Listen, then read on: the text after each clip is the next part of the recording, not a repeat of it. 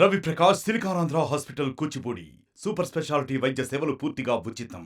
భీష్మ ఏకాదశి పర్వదినం వచ్చిందంటే శ్రీకాకుళం జిల్లా సంతబొమ్మాల మండలం చెట్లతండ్ర గ్రామానికి రాని భక్తులంటూ ఉండరు. ఇటు జిల్లాతో పాటు పక్కనున్న ఒడిశా నుండి కూడాను ఈ గ్రామానికి వచ్చి ఈ గ్రామంలో కొనిదిరినటువంటి లక్ష్మీనరసింహస్వామి ఆలయం వద్ద ఆ అరటి గెలను కడితే కోరిన కోరికలు తీరుతాయని వినూడించినటువంటి ఈ చెట్లతండ్ర ఈరోజు విషాద ఛాయంలో అలుపుకున్నాయి. రాజేష్ అనే ఆర్మీ జవాన్ ఈరోజు జమ్మూ కాశ్మీర్లో డోడ్రా సరిహద్దుల్లో ఉగ్రవాదుల దాడిలో తూటాలికి బలి మృతి చెందిన వార్త మాత్రం ఈ గ్రామస్తులను కలిసింది. చుట్టుపక్కల ప్రాంతం వాసులందరూ రాజేష్ అకాల మరణాన్ని మాత్రం ప్రతి ఒక్కరూ బాధిస్తున్నారు. ప్రస్తుతం వాళ్ళ ఇంటి దగ్గర మాత్రం కన్నీటి పర్యటనవుతున్నారు. తల్లిదండ్రులు రైతు కూలీలు తల్లి తండ్రి కష్టపడి ఇద్దరు కొడుకులని పోషించుకుంటూ వస్తున్నారు. చదువుపై ఆసక్తితో పాటు సైన్యంలో చేరాలన్నటువంటి చిన్నప్పటి నుండి తన తలక ఆశీ సాధనలో భాగంగానే 2018లో ఈ ఉద్యోగం సంపాదించుకు 6 ఏళ్ళుగా ఆర్మీలో రాష్ట్రీయ రైఫిల్ దళంలో ఉంటూ నిన్న జరిగినటువంటి తెల్లవారుజామున కాల్పుల్లో వీరోచితంగా పోరాడి బుల్లెట్ గాయమై ఘటనాస్థలం చనిపోయారు. ఈరోజు రాజేష్ మృతదేహం వస్తుందన్నటువంటి గ్రామస్తులు అందరూ కూడాను కన్నీటి పర్యటనతో గ్రామానికి సెలవుకు వస్తే మాత్రం చిన్న పెద్దలతో కలిసి అందరినూ కూడాను ఆప్యాయంగా పలకరిస్తూ అందరి మన్ననలు పొందినటువంటి రాజేష్ ఇప్పుడు లేరన్న విషయం మాత్రం అందరినీ బాధిస్తుంది. ప్రస్తుతం వాళ్ళ నాన్నగారు ఉన్నారు. ఇద్దరు కొడుకుల్ని కూడాను కష్టపడి చదివించుకున్నారు. ఈవేళ అబ్బాయి ఈ చేదు వార్త ఎప్పుడు తెలిసింది? నిన్న తెల్లవారు తెలిసింది. తెల్లవారు 6 గంటలు 7 గంటలకు తెలిసింది.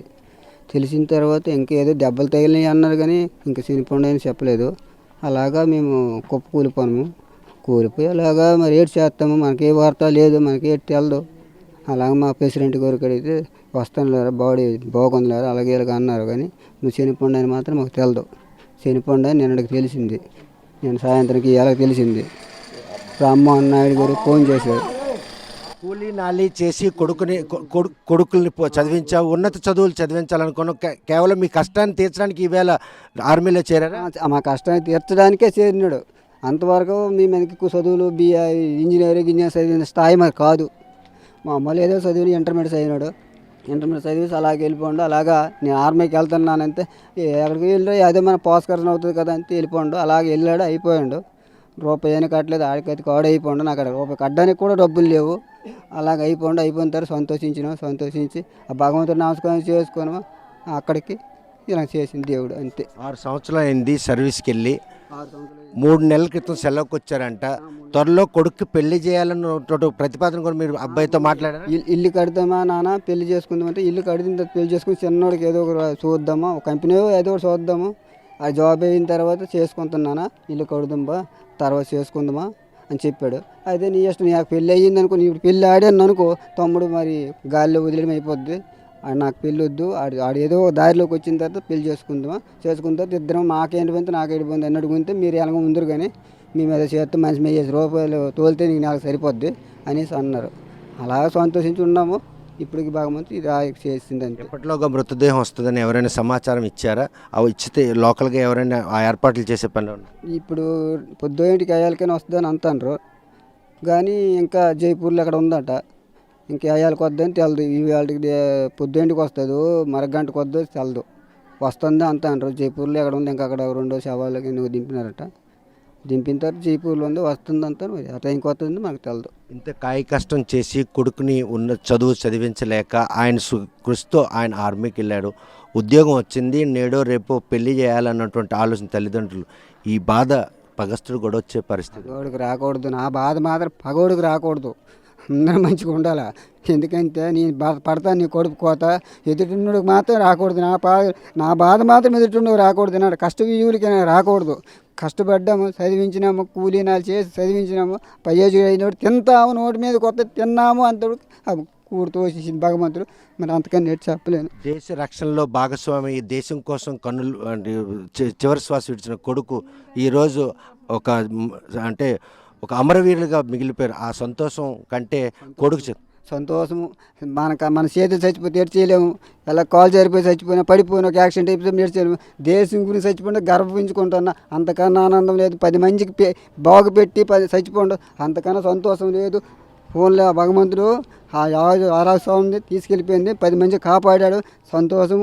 ఏదైతే అదే కానీ ఆ భగవంతుడి దేవున మరి ఇంకే చూస్తే కనుక కాయ కష్టం చేసి ఇద్దరు కొడుకులను చదివించే స్తోమత లేనప్పటికీ కూడా రాజేష్ మాత్రం ఎట్టి పరిస్థితుల్లో కూడా చదువు కంటే ఈరోజు కొలువు సాధించాలి, తల్లిదండ్రులకు మాత్రం బాగా చూసుకోవాలనే తపన స్వయం కృషితో ఎదిగి ఈరోజు ఆర్మీలో ఉద్యోగం సంపాదించి 6 ఏళ్ళు కావస్తున్న నేపథ్యంలో కొడుకు పెళ్లి చేస్తానని తల్లిదండ్రులు ప్రపోజల్ పెట్టినా కూడాను తమ్ముడున్నాడు, తమ్ముడికి ఉద్యోగం వచ్చిన తర్వాత తాను పెళ్లి చేసుకుని తల్లిదండ్రులు చెప్పారు.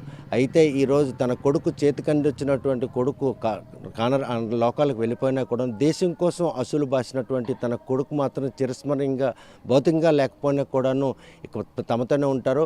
ఆ ఏ ఆశయం సాధన కోసం అయితే ఆర్మీలో చేరారో ఆ ఆశయం ఆయన ద్వారా నెరవేరినందుకు ఉగ్రవాదుల తూటాలకు బలైనటువంటి రాజేష్ మృతి మాత్రం ఈరోజు చెట్లతాండ గ్రామంలో ప్రతి ఒక్కరిని కూడా కంటతడి పెట్టిస్తుంది. ఒక రైతు అంటే ఒక కూలీ ఇంట పుట్టి ఈరోజు అంత ఘనత ఆర్జించినటువంటి రాజేష్ మంది ఘనమైన నివాళులు అర్పించేందుకు సన్నాహాలు చేస్తున్నారు. మరోవైపు స్నేహితులతోనూ పెద్దలు చిన్నలతో కూడాను సెలవుకు అందరితో సరదాగా ఉన్నటువంటి రాజేష్ ఈరోజు ఇటువంటి దుర్మరణం పాలు కావడం వల్ల చెట్లతాండ గ్రామస్తులు అందరూ కూడాను ఆవేదన పడే పరిస్థితి. ఈ అబ్బాయి గురించి ఏంటి తెలుసమ్మా? ఏటి తెలదు, కడుపు మంటకి వచ్చిందని ఆనందించి వెళ్ళారు. కాలా కొరకెనక వచ్చింది, కష్టపడిన వాళ్ళు ఏటి లేదు.